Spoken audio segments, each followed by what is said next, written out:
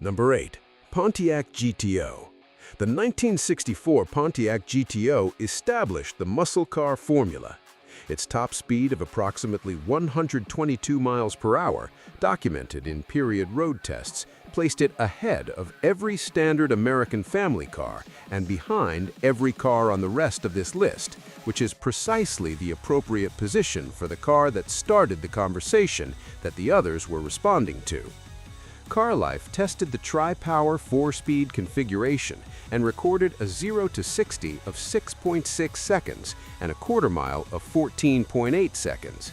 The 122 mile/hour top speed reflected the 389 cubic inch V8's output against a gearing optimized for the quarter mile rather than sustained high speed, a trade-off that defined most American muscle car engineering of the era.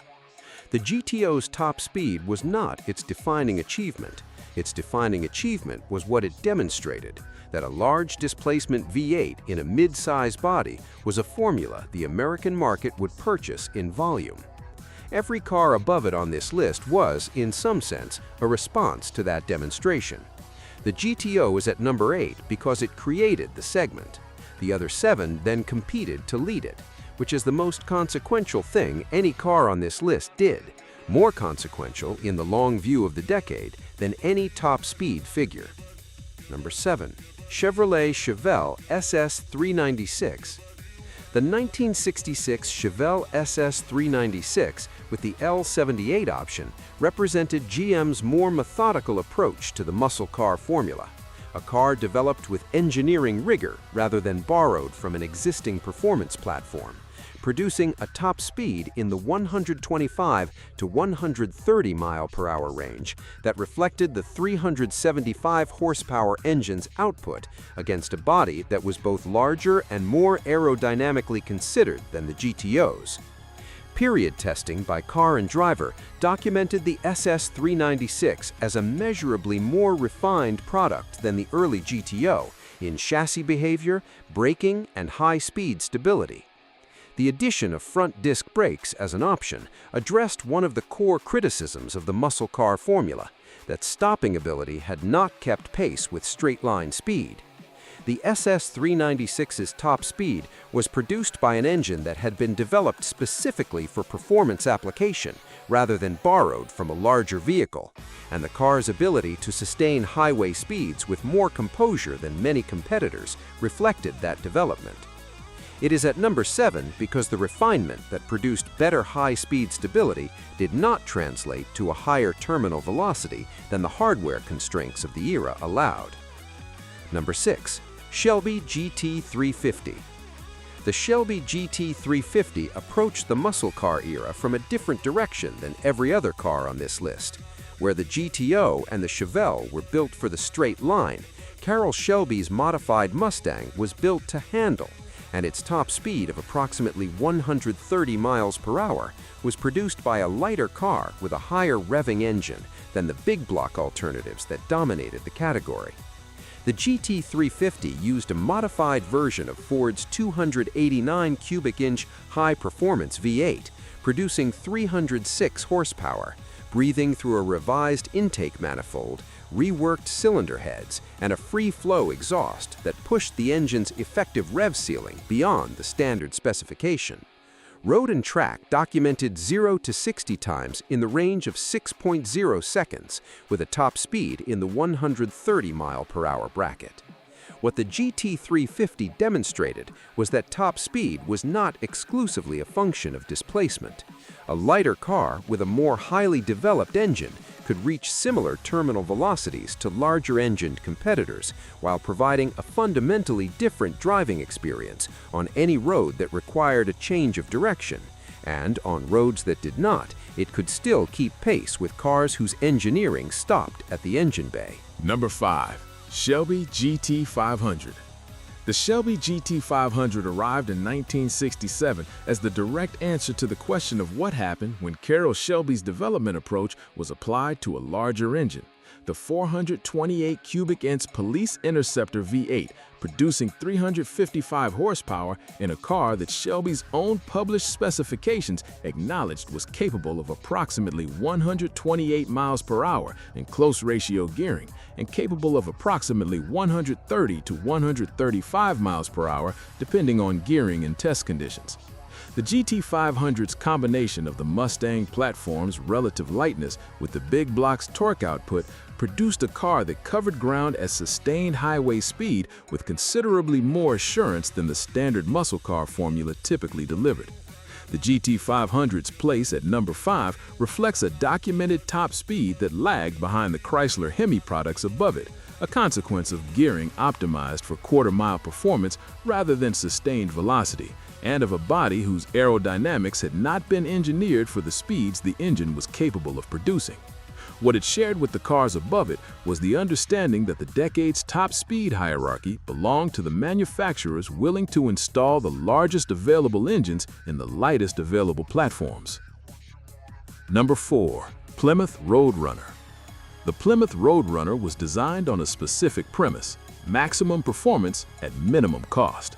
The 426 HEMI arrived in a car stripped of premium content, precisely because the buyers Chrysler was targeting understood that weight was the enemy of both the quarter mile and the top speed, and were willing to forego the equipment that added it.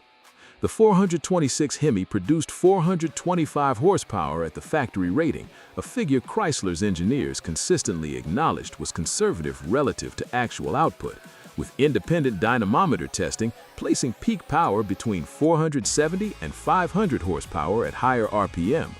The Roadrunner's documented top speed of approximately 142 miles per hour reflected that output in a body optimized for accessibility rather than aerodynamics. The HEMI's specific advantage over the competition was torque: 490 foot-pounds available at mid-range RPM, producing a power delivery that sustained acceleration well past the speeds at which most competitors ran out of usable engine. At 142 miles per hour, the Roadrunner still had engine to give. The gearing and the aerodynamics ran out before the displacement did. The Charger Daytona's nose cone and rear wing, introduced for 1969, were a direct engineering response to exactly that ceiling. Number 3. Dodge Charger RT.